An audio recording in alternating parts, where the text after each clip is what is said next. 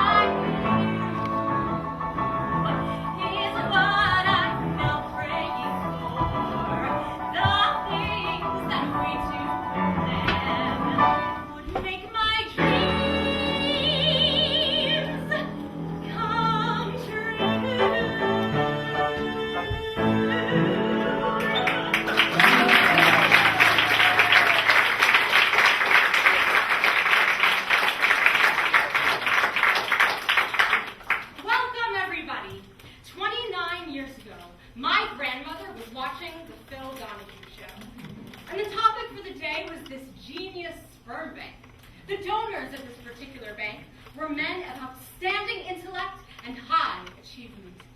It seemed heaven had sent this new information to my parents, and they thought, if we're going to have a child, why not give it the best ingredients we can?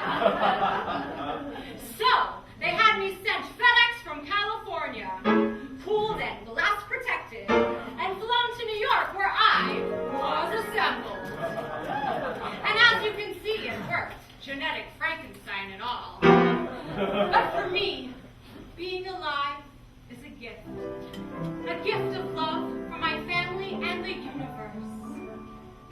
I am from a world in outer space, populated by a heartless race, where I felt completely out of place, and so I flew away.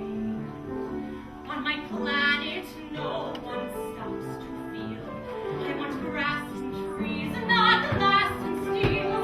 From my telescope, I saw worlds of hope, and so I had to go. I come for love across a universe so vast, but I travel there and back again for happiness at last. I come for love. I've had to live my life alone, but we've learned to aim a human shape. Love is something we can't clone. I want to feel emotion, fill me with laughter and joy. I want to live like an earthling. Is this some terrestrial ploy? I come for love, not just some interstellar fling. As I rocketed past Saturn, I thought, that's a pretty ring. I come for love. I have this longing in my heart. I've come so I can finally feel what on earth makes living seem so real. This world reveal what I've been dreaming of. I come for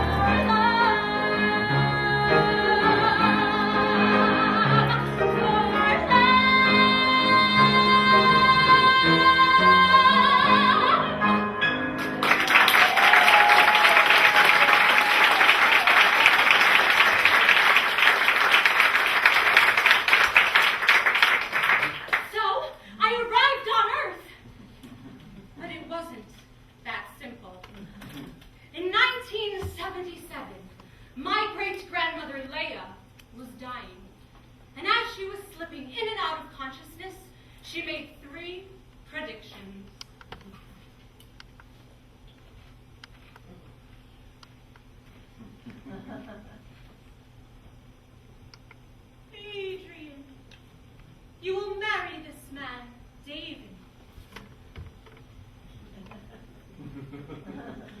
Your daughter will be beautiful and wise.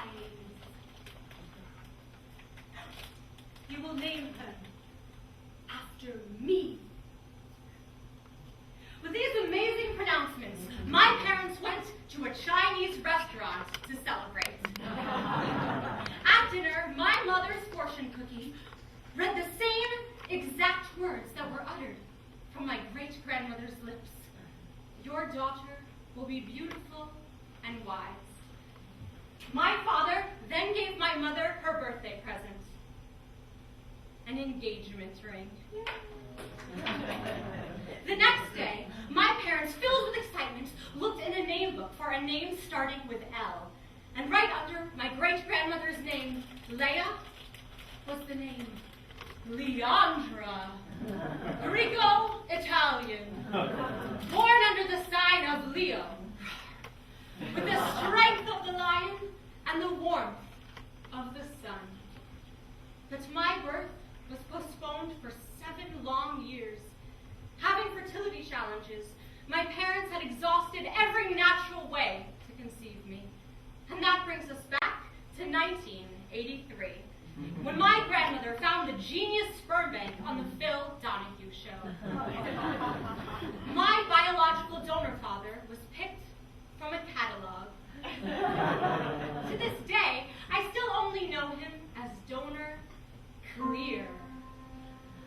On a clear day, you can see forever. Sperm Clear was shipped across the country.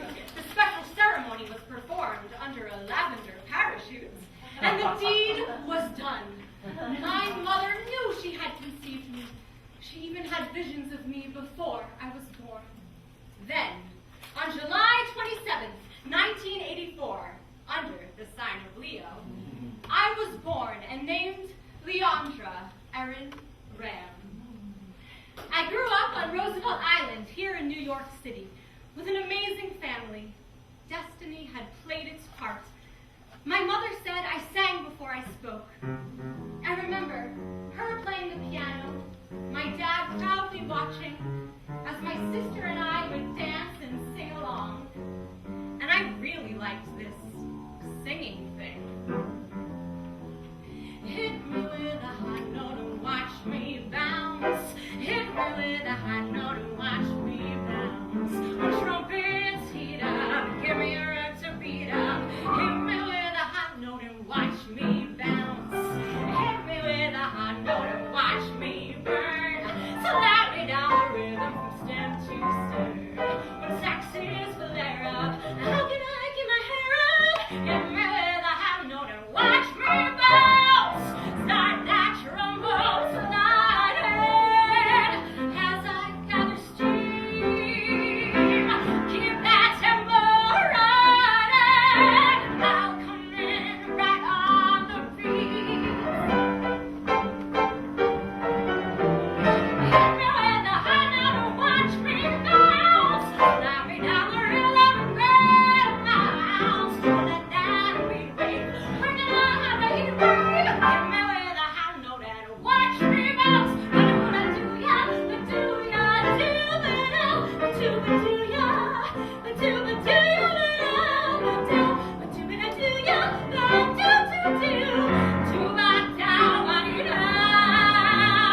hit me, oh yeah, hit me with a high note, hit me with a high note and watch me bounce.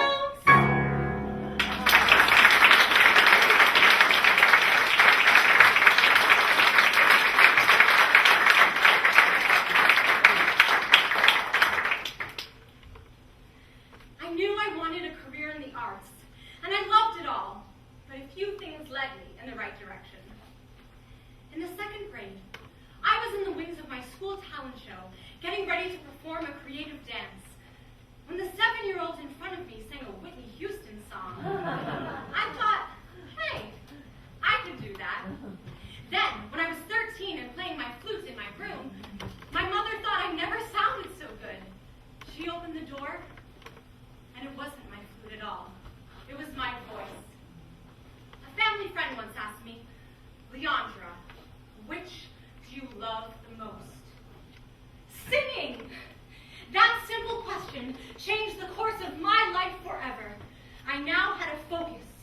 commitment for life.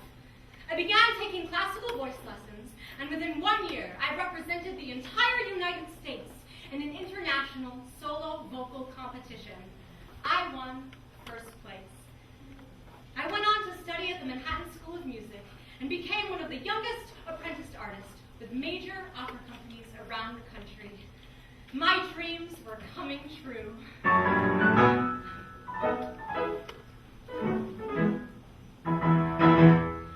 Una voce poco fa qui nel cor mi risuonò, il mio cor ferito è già e d'or fu che il piago si l'induro mio sarà e lo giurai la vincerò si l'induro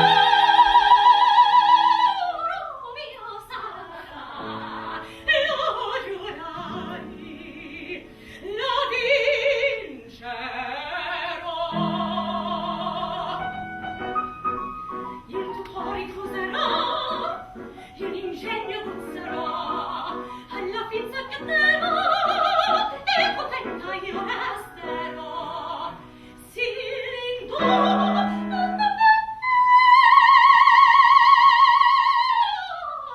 mio sarà e lo giurai la vincerò si l'induro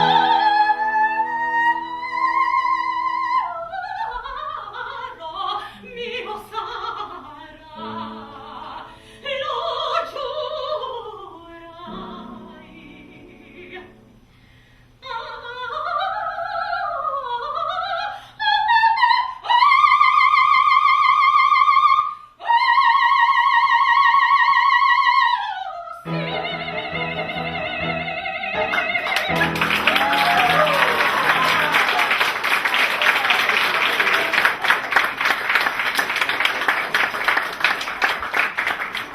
My opera career was going great, and I was now 20 years old. At this time, I was given the opportunity to appear on Anderson Cooper 360 on CNN, The View, and Good Morning America, all to talk about my being born from this genius sperm bank and my opera achievements. I knew this would be good exposure for me, so I did it willingly. Little did I know that a man on the other side of the world would watch me on TV and become fixated on the fact that I was born this unusual way.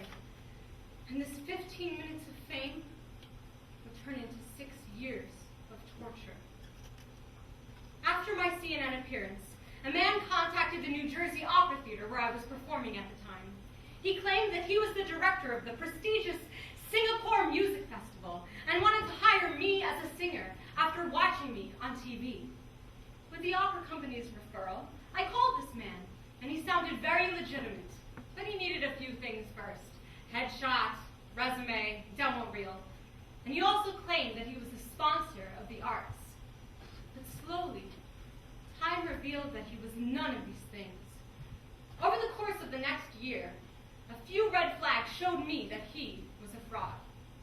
First, he set me up on these strange auditions for his friends here in New York. Second, he promised to Western Union me $150,000 as my sponsor. But instead of receiving $150,000, I would only get $150. And lastly, he promised to fund all these different opera programs I would attend, but they would always fall through. Oh, and that Singapore Music Festival gig never happened either. He started to want to have personal conversations with me and would demand a response. He started emailing me several times a day, and as I made less and less contact, he made more and more. Previous Google searches of his name didn't bring up much of anything, but now he was making headlines as an international arms dealer and known stalker. He was on trial for smuggling millions of dollars of illegal arms into Syria and arrested at Harvard University for stalking and trespassing.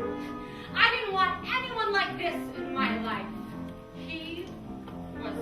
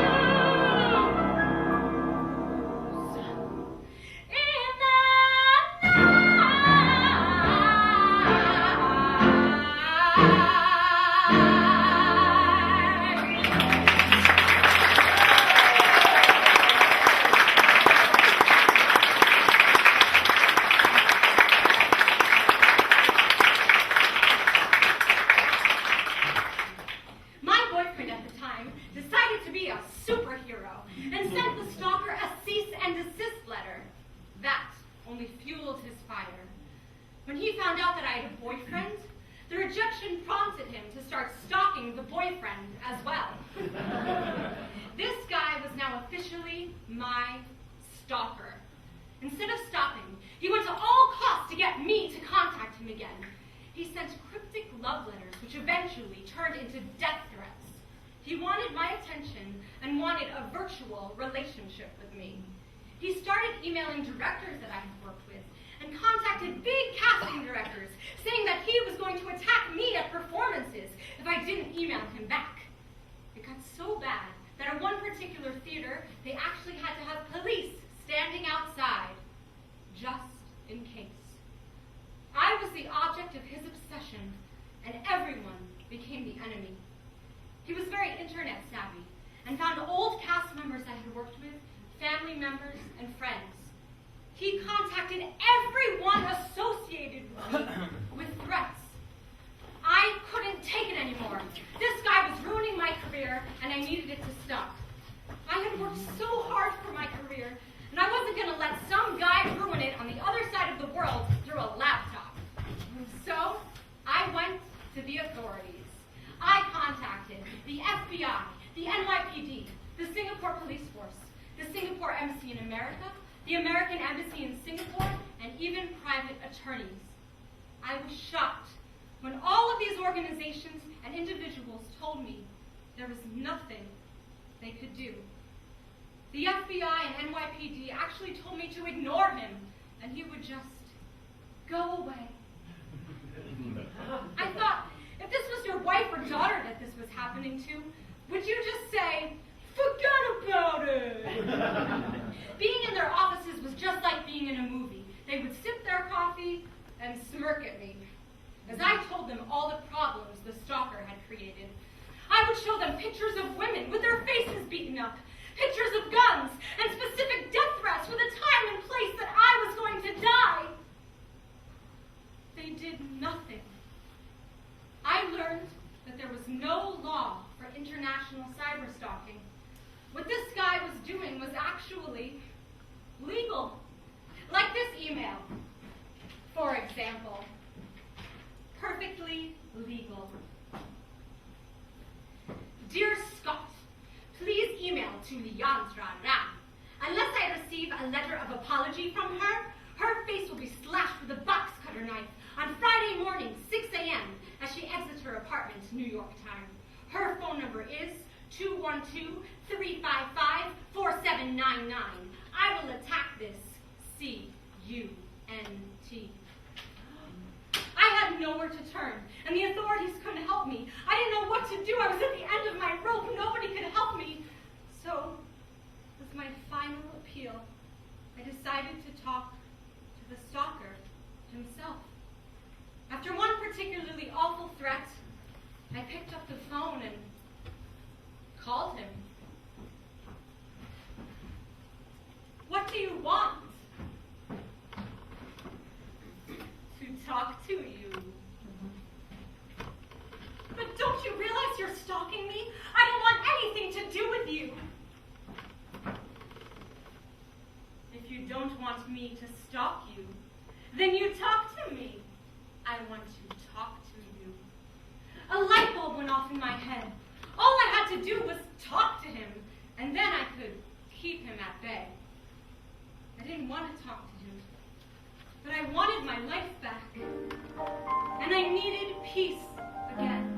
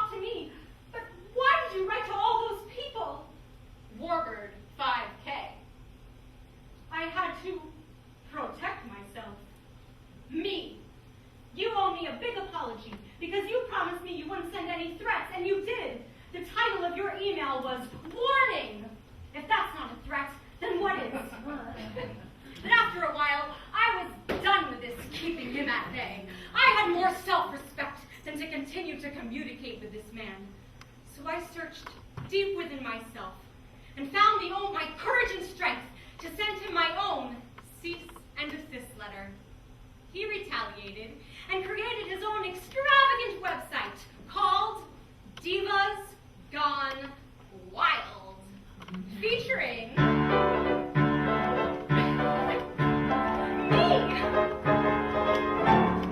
Look at me. I am gorgeous. I am absolutely gorgeous. Here's this avalanche of beauty in one woman, and I'm it. Look at the way all of the parts fit together, stunning. See the way my nose stopped running. I was positive this creature was there inside the old me, all bottled up waiting to get free. Now I see the real me. Look at this, look at that, look at those. Let me just feel me. Beautiful, glamorous, radiant, ravishing. Look at the hair, look at the shape, look everywhere. I am such a divine me. Every studio will sign me. My cup runneth over. Whoever saw such a complete wow! Nobody can say no to me now. No one is as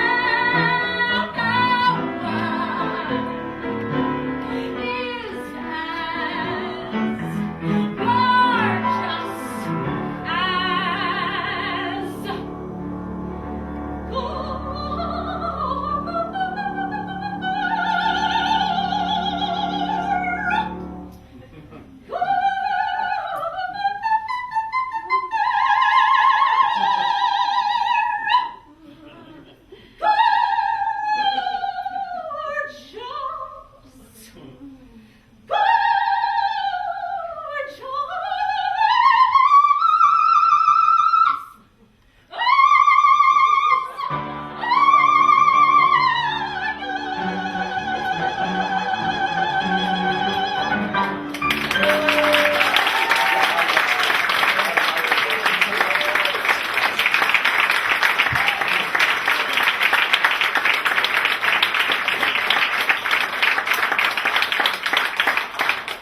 I contacted Google about removing this blog, Divas Gone Wild, which stole all of my pictures and videos and labeled me as things such as an international prostitute and international grand auto theft.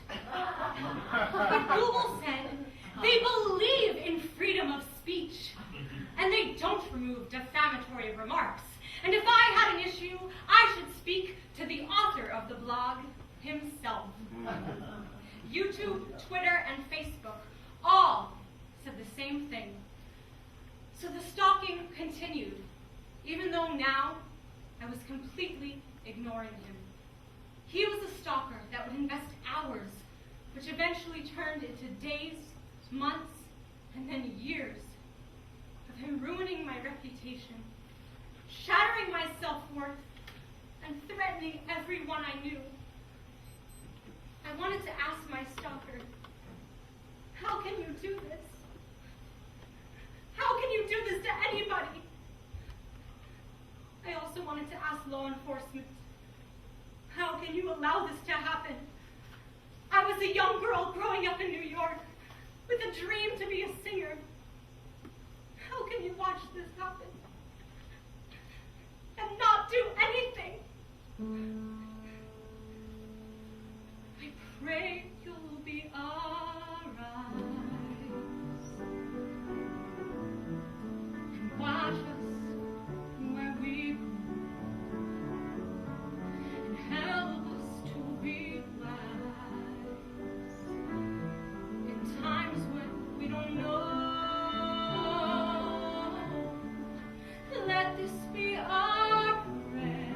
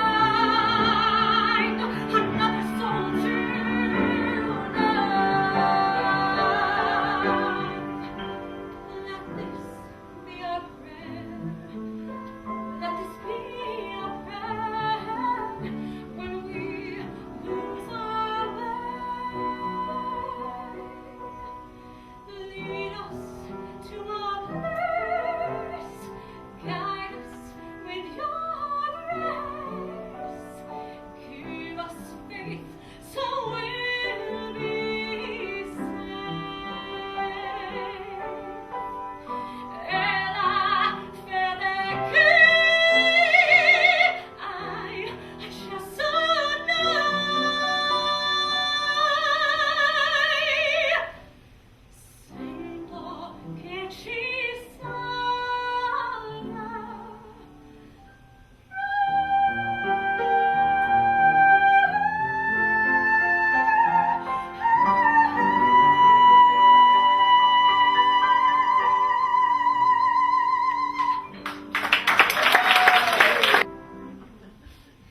was fortunate enough to be hired by a cruise line as a performer.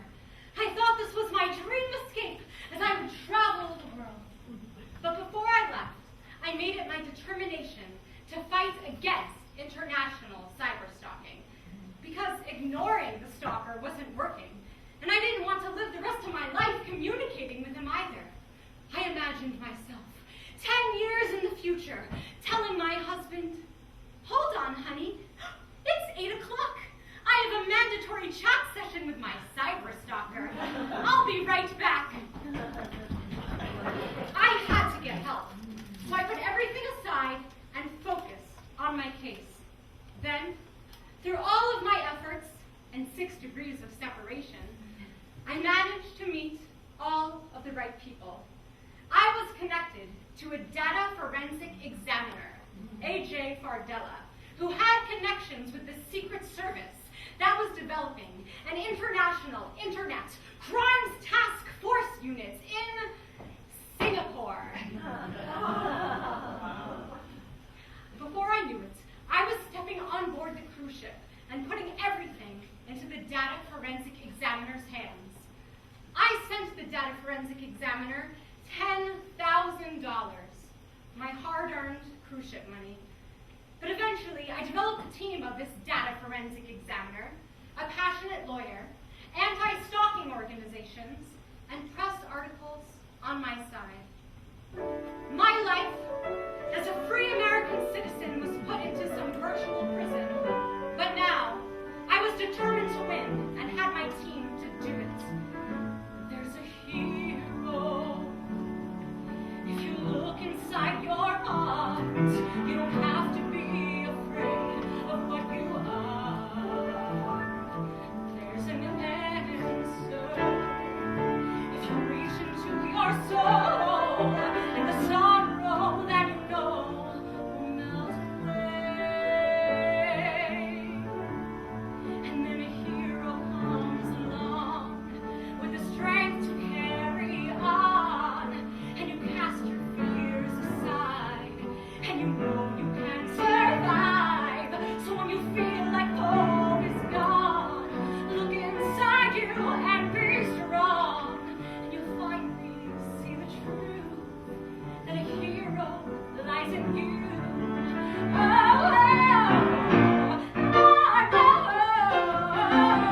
Dreams are hard to follow, but don't let anyone take them away.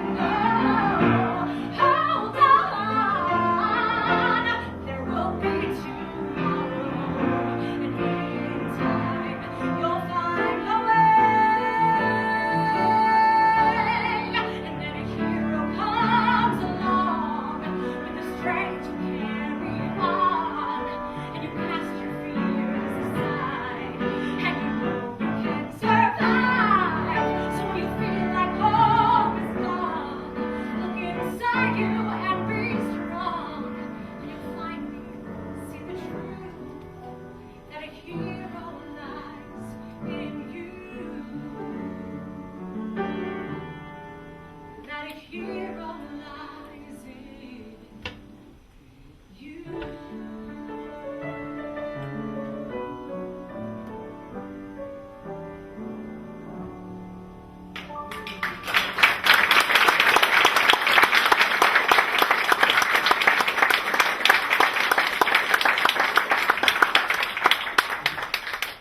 I was on the cruise ship for only a few months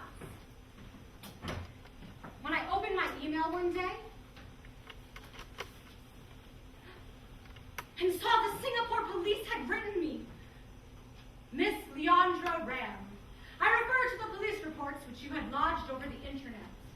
I am the investigation officer for this case, and currently we have arrested the subject."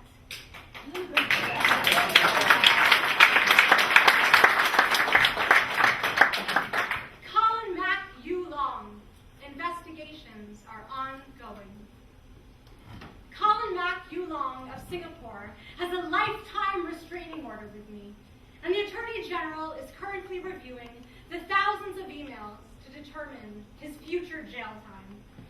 Every threatening email equals 1 year in jail. So, 5,767 years in jail? So, why did this happen to me?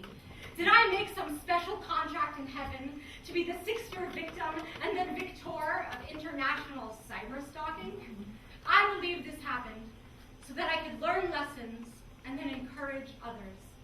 I learned that through determination, faith, and hard work, justice will be served. And even the most incredible obstacles can be overcome. And now, my motto is that for every solution, there is a problem.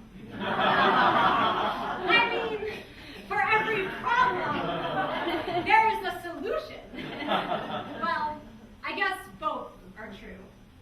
Amazingly, I've never met my stalker face to face, nor my biological donor father either. 2 male figures that had a great impact on my life, and I've met neither one. But despite insurmountable obstacles, I was ready to move on and move back to New York City because my life was moving on up. Well, moving on up.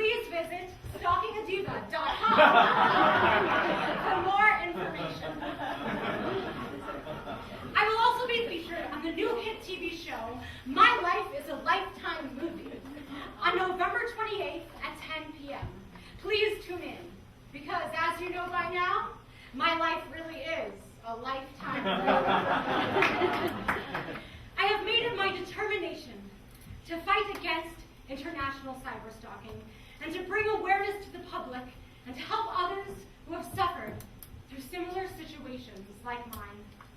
After this hurdle, can stop me or slow me down now. If another hurdle is placed in front of me, I will leap over it, write down my story, and put together another one-woman show. In another night with you. One night with you is what I'm now ready for. Nothing that leads you to make my dreams come true.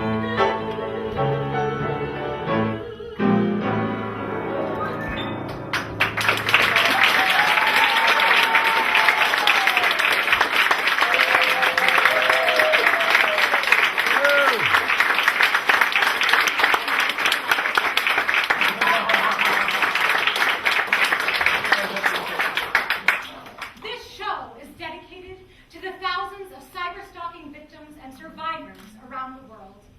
According to the 2011 statistics, 1 in every 12 women and 1 in every 45 men are a victim of cyberstalking. And with the internet, the world is becoming a smaller and smaller place. My cyberstalker found me because of my unusual origins and my television appearances. But by having an online presence, we are all targets for cyberstalkers. My case began 6 years ago, and it's such a shame that 6 years later, no new laws have been created. Therefore, I want to be instrumental in changing the laws, because freedom of speech should not mean freedom to slander. By sharing my story, I hope to save other people from going through the persecution that I did. I would like to thank my co-writers, Dagmar Spain and Andrew Lonsdale, and additionally, I would like to thank Andrew Lonsdale for directing and operating the lights.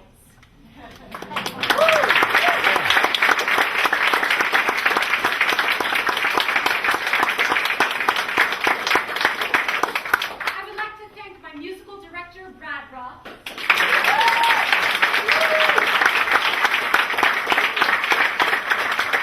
My stage manager, Yorgo Papuka.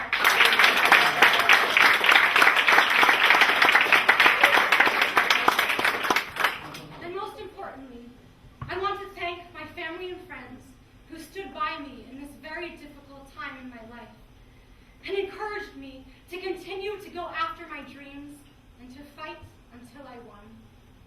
And also I want to say a special dedication to my late aunt, Theda Detler, who passed away 4 years ago today.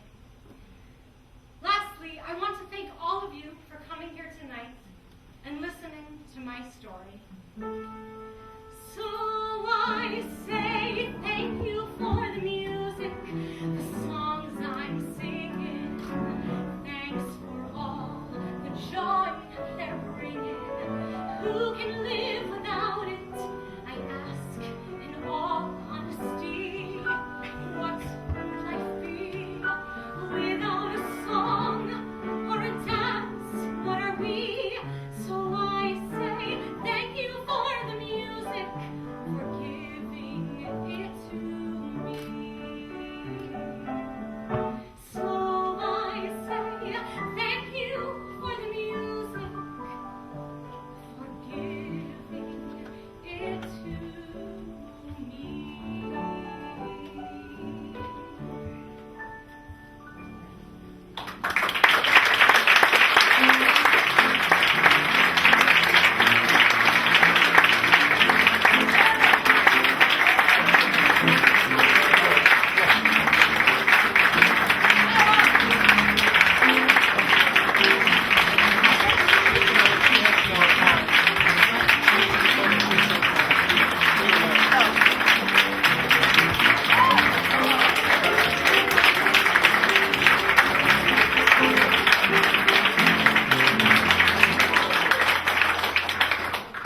Before we leave, I'd like to now have a Q&A to answer any of your questions about cyberstalking, my life, or anything else that you'd like to ask me. So, who has the first question? Leandra, we have to go out of the theater. So we can do it on the second floor. If you have questions for her, you can meet her on the second floor in the lobby by the bar. All right? exciting, right?